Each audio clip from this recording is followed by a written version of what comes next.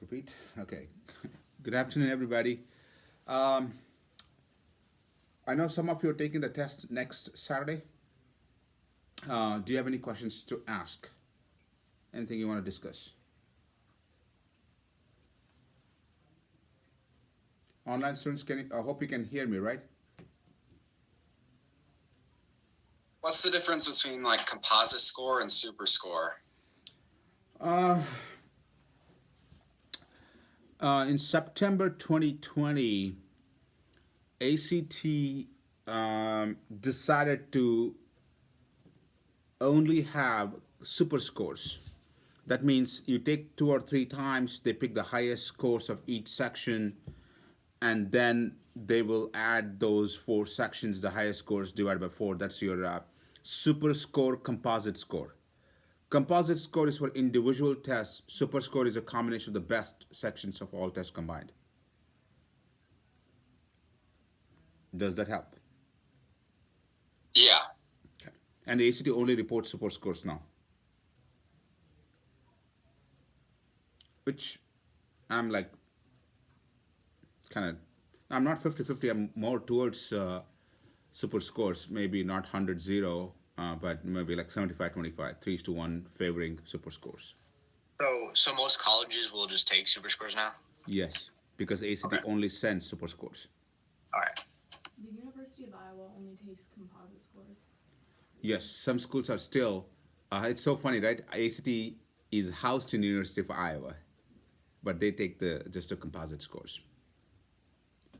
But the shift is happening. So one of the things I always tell students when they're applying for college is check what they accept. And second thing is check what the ACT submits. Because if ACT is submitting only super scores, right? So yeah. It's so funny. ACT is in Iowa, University of Iowa, and they don't accept super scores. It just is kind of bizarre. So, you know, you follow what you preach, right? But they don't do that, I guess. Yeah. Anything else?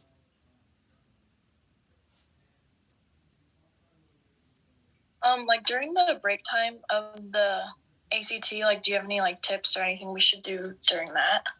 Excellent question. Actually, after a long time, somebody asked me this question because seems naive to think about it, but actually it's pretty detrimental. First question: you need to ask the supervisor how many minutes is the break time. Officially, it's 15 minutes. Our students tell me its average is around 8 minutes, which I don't like it at all. You need to get the full 15 minutes. Second, do not talk to anybody during the break time. Third, I sent you guys the list of things to do, right? Remember in the list, I asked you to take a banana, chocolate bar, protein bar, and orange juice. You got to eat really quick, really, and use restroom. Then keep the calculator away because you just got done with the ACT math and you do not need calculator for any other sections and it's not allowed. Fourth, make sure you're very close to this room where the testing is happening because if the test starts early, at least you don't miss out. Does that help, Tessa? Yes, thank you. This is what I would have asked if I was a student, by the way, because I don't like surprises. I Do really you, don't. do you think there's any benefit for like caffeine, or is that more of like a personal preference kind of thing? Avoid caffeine. Okay. But again, it's a personal preference, but avoid caffeine. Caffeine will keep you. Caffeine is like running a sprint. ACT is a marathon. You need to be awake for a long periods of times, and caffeine will give you that jolt of energy initially, and then it goes like this, and then subsides faster. I'd actually had people ask me about this actually. Do you guys remember the small bottles that you get, 5 hour energy drink and stuff like that? I'm just not a. I'm not a. I won't promote that because it can be, it can distract you quite a bit. But I would strongly banana, chocolate bar, orange juice. Scientifically, they are supposed to keep you give you the right energy with the right focus.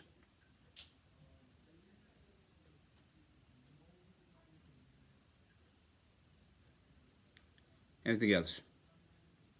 I'm here to answer your questions. Okay.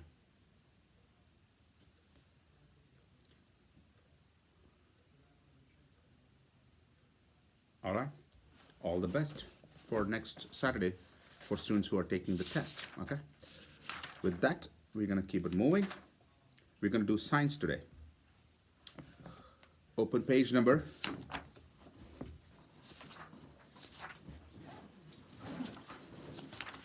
366.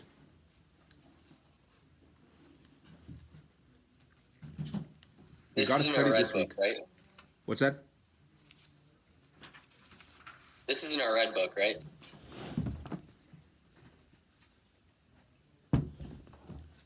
You gotta study this week. That's the one thing I can tell you. Okay. So did we arrange the order of passages in this? Yes. Can you tell me the order?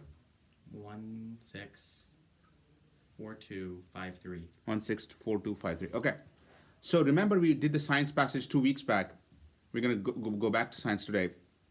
Last week time we did one passage at a time. This time I'm gonna give you two passages at a time. Passage 1 has 6 questions. Passage passage 1 has 6 questions. Passage 6 has 6 questions as well. So you have 12 questions. So you're going to do 2 passages, but I'm going to tell you the time to stop. All right? Are you guys all ready?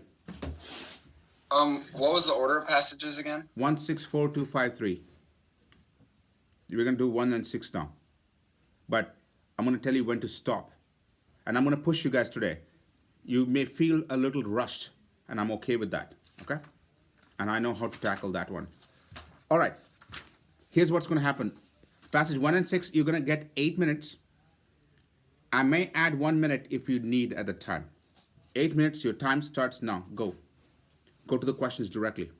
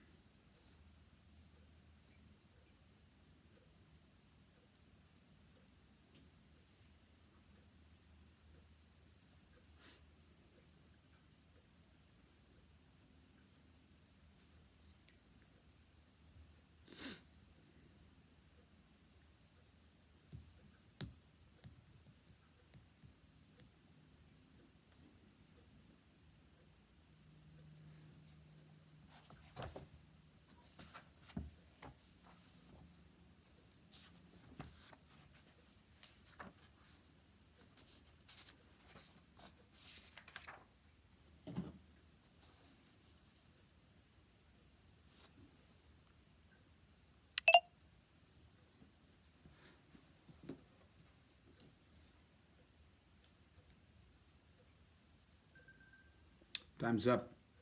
Does anybody else need time?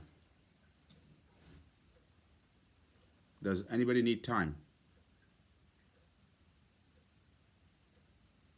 All right. Passage 1, answers. And keep checking your mistakes. I want to know how many total mistakes you guys did. So keep an eye on that one. AHC, JBJ. Passage 6. Say that one more time. Okay, I'm going to repeat passage 1 one more time. AHC, JBJ.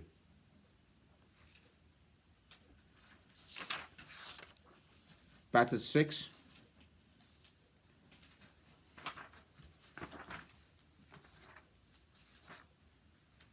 DGC.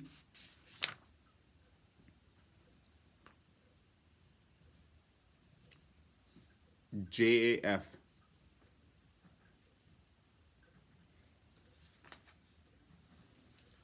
Did anybody get all correct?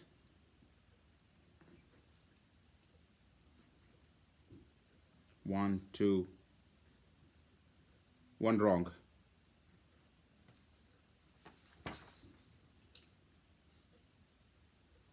Okay. Any questions on passage 1 and 6? I got number 4 wrong for passage 1. What did you say, Garrett? I got number 4 wrong. 4. Oh, sorry. Okay. Any other questions?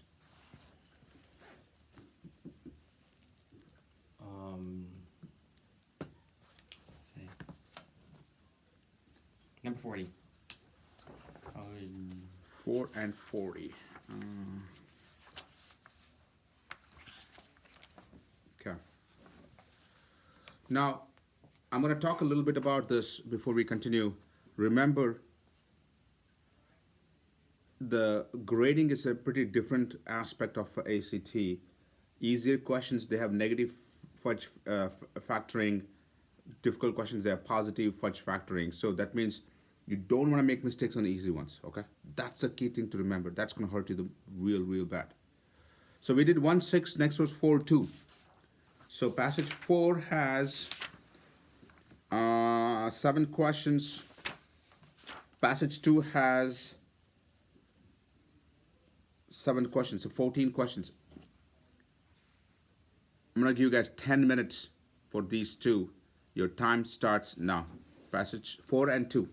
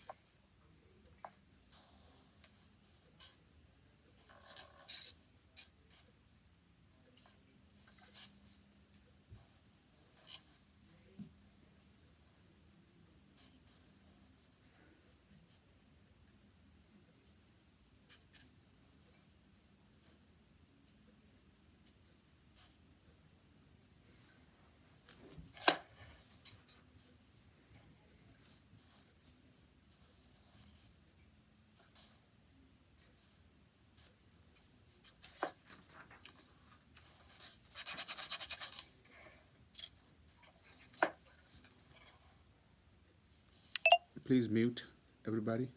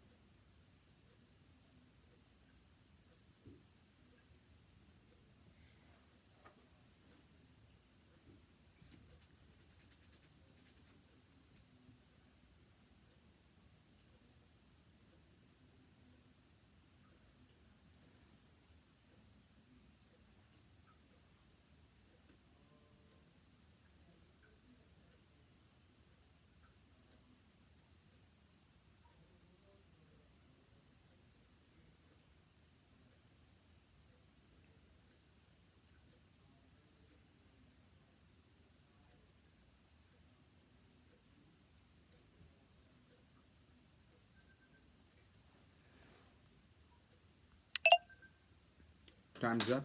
Does anybody need extra time?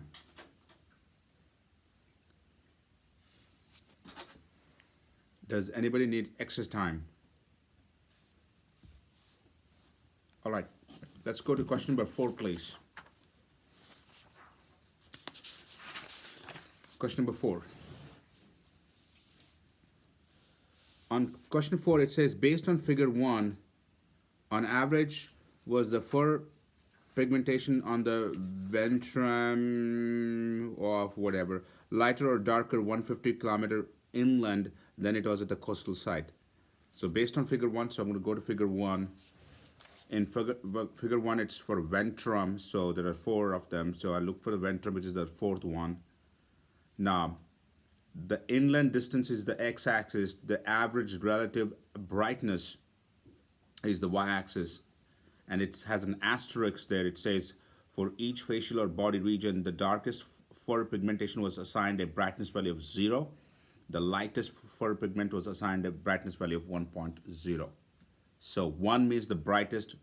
So at 150 kilometer inland, it was quite dark. So the answer is J, darker, because the average relative brightness 150 kilometer inland was less.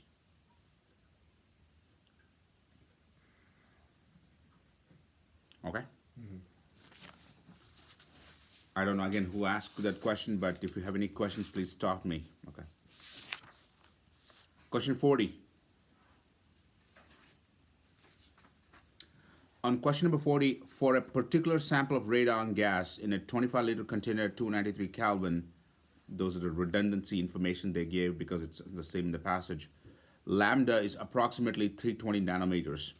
That sign is called lambda. I teach chemistry, so. If D for radon is 0.24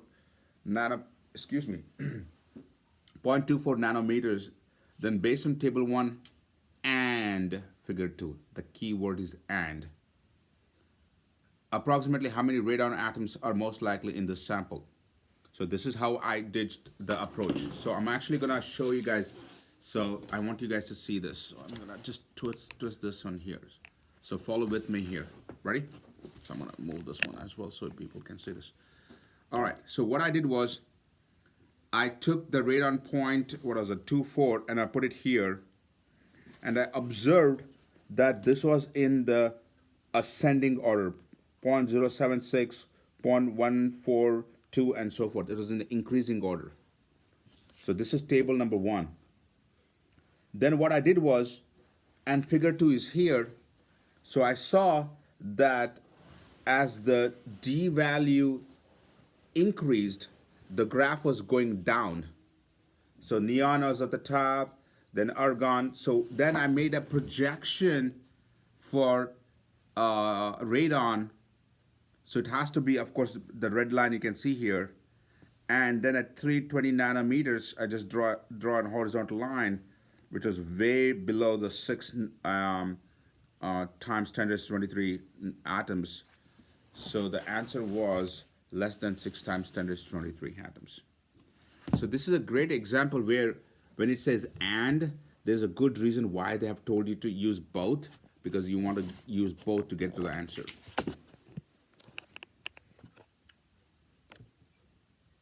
Questions? All right, passage 4. Ready? DFB, passage 4.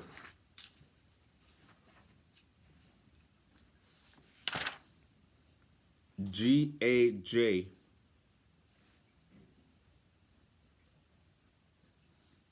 D.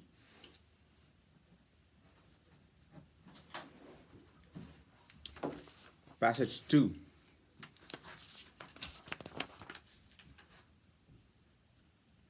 BFC.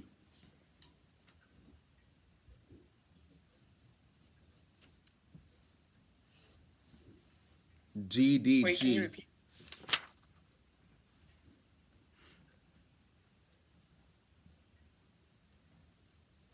A.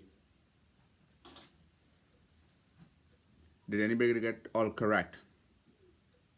Could you repeat 7 and 8? 7 and 8, BF.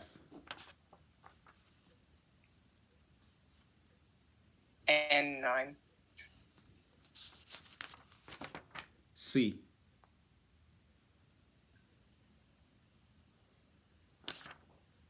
One wrong. 1, 2, 3, 4, 5, 6. Oh, a lot of people. Oh, okay. Any questions?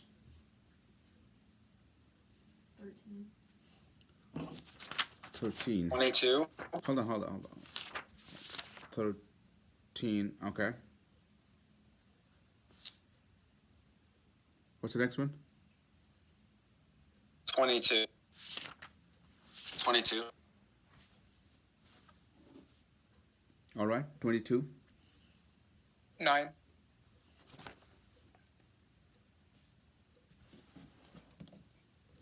So 9, 13, 22.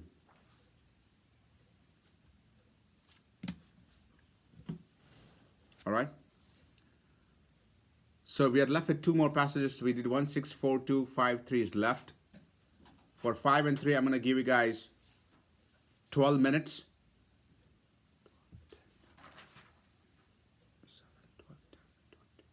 Okay.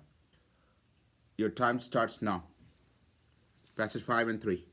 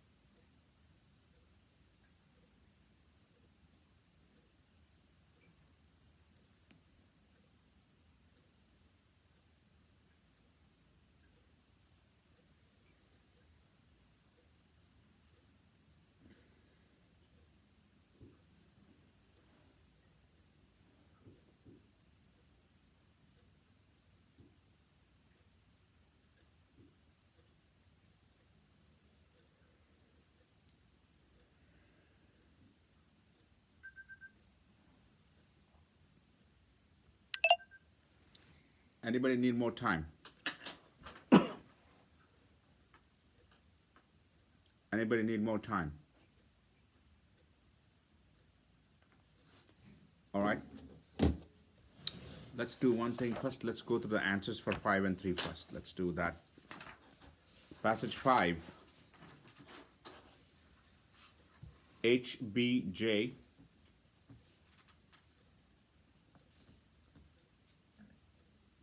CGB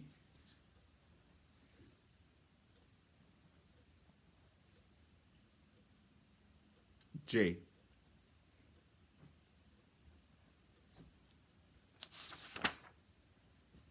Passage 3.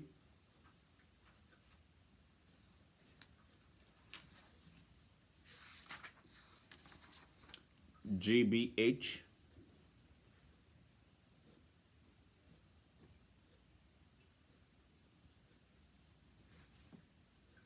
CHA.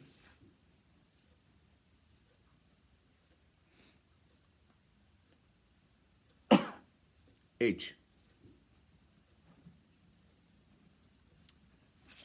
How many got all correct? 1. It's really good. 1 wrong.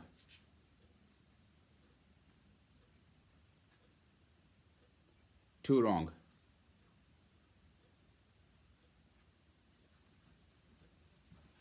All right, now total all the and tell me and have out of 40 how many you got correct. Okay, let's do that now. How many got correct?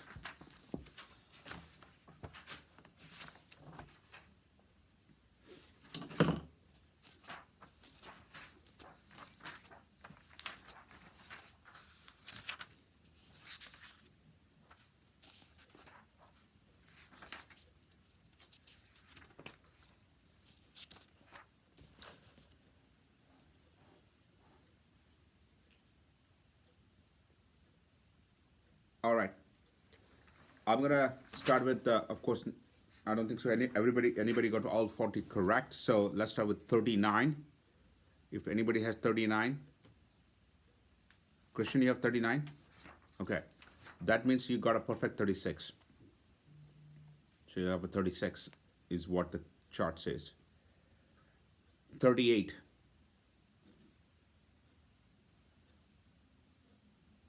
37. 37 would be 34. That's really good. 36. 1. Okay. Andy, you have 36. That will be 33. 35. 35 would be, oh, quite a bit of 35s. Would be 32. 34.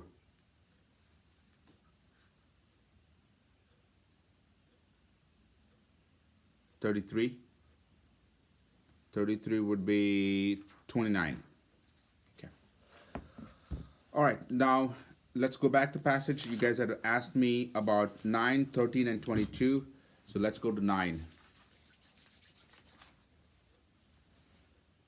Now, one of the things I don't know if you guys realized, I'd given 7 minutes, 10 minutes, and 12 minutes. So you guys would have done the test by 29 minutes. You still would have left for 6 minutes. And I really wanted to do that because I really wanted to push you. So in the real test, you'll have that extra time to go back and work on those things you were not sure about, okay? That's how you have to practice. 9 was the net force exerted on the mixture in the funnel more likely greater than trial 3 or in trial 6? In trial 3, which is the experiment 1, had standard filtration. That means you pour and it comes out. And in trial 6, which was vacuum filtration, because you create a negative pressure and you suck the filtrate. So in trial 6, you had more pressure differential because the filtration apparatus was connected to vacuum pump. C is the answer. 9 is C. 13.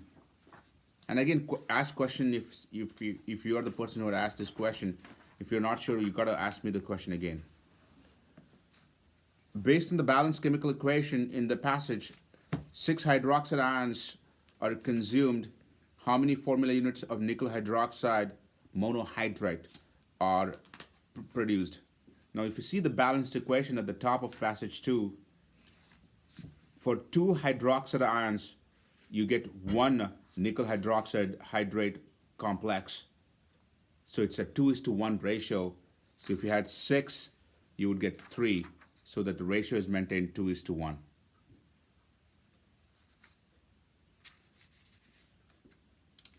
Okay? All right. Don't hear anything. Question 22. I know 22, few people ask me this question, and I have to tell you, 22 actually had a negative fudge factor. That means you would have lost a little bit more than 1 point, because that question was easy. In study 1, which of the following mixtures was, it clearly says study 1, which of the following mixtures was most likely intended to serve as a control for the effect of vermicompost on plant yield? Look at table 1. In table 1, mixture 1 had no vermicompost and only potting soil. So that becomes the control. So 22 would have hurt you guys.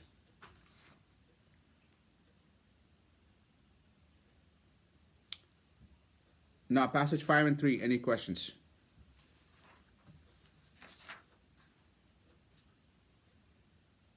Number 34.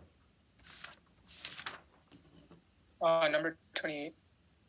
34, 28, Number 18.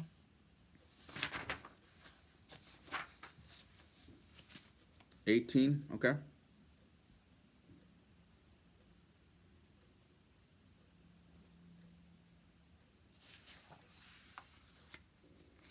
I know we don't have much time. I was actually picking random examples. So I had 34. I thought somebody would ask me that question. So let me go to 34 here, okay? In a CRT, that's called cathode ray tube.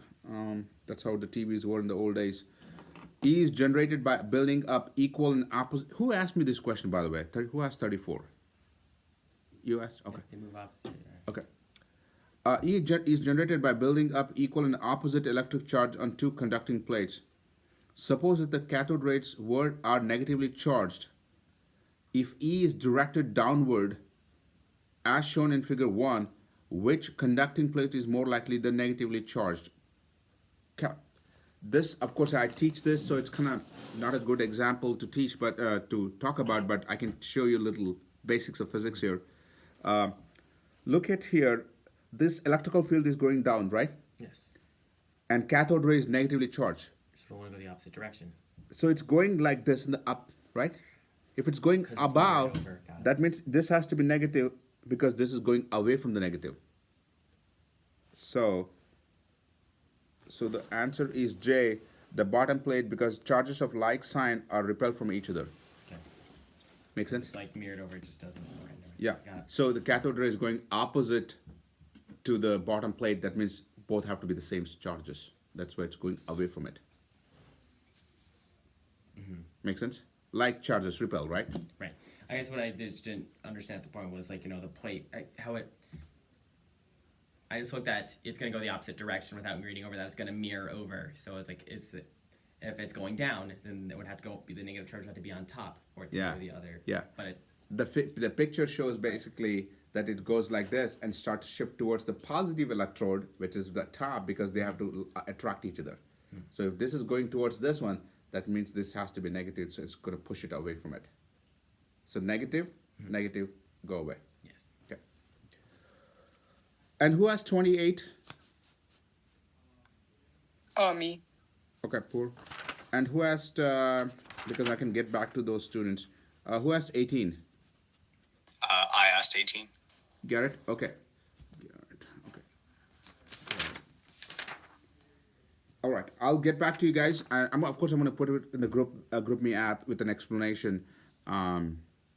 So you should be able to understand. But this is how you practice. And the most important thing about the practice is when you make a mistake, spend a lot of time working on it. Just not like, oh, I got this and move on. See how you could have done better by learning from it. Learning from mistake is the best way for success. So I would spend time on it and not rush through. So students who are taking the test this Saturday, good luck. Text me how it goes. I'll be waiting. If there's anything I can do between now and then, keep me posted. Rika will be here for English. Hang tight, and I'll see you guys next week. Bye-bye. Thank you.